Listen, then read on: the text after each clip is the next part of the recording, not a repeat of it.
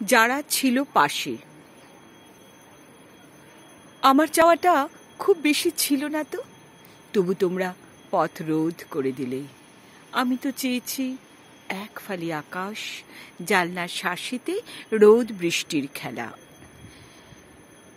আকাশের ডানা মেলা বলাকার শাড়ি, শালবনে পাতার কাপন ঝিরিঝিরি। তোমরা বন কেটে গড়লে নগর, ডিনামার দিয়ে ফাটালে পাহাড়, বোঝালে পুষ্করিণী, গড়লে অট্টালিকা, সবুজ মাঠকে করলে নিঃশেষ। হারালো সবুজ, পাখিরা উড়ে গেল আরো দূরে, শীতের পরিযায়ী ঝিলের জলে আর ভাসে না।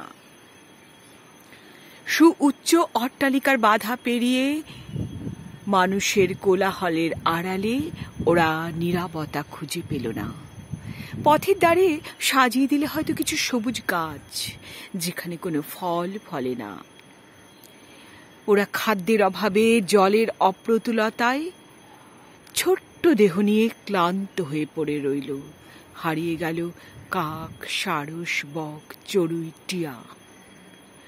নদীর তীর ধরে সুপ্রাচীন মহিরুহে জামবটের গাছে কোপ পড়ল করাতের, শাখামৃগেরা হারালো বাস্তু। নদীর হাওয়া খাবে বলে সাজালে নতুন নগরী।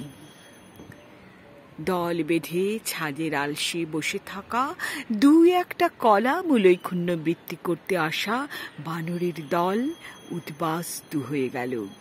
বানরের দল উদ্বাস্তু হয়ে গেল।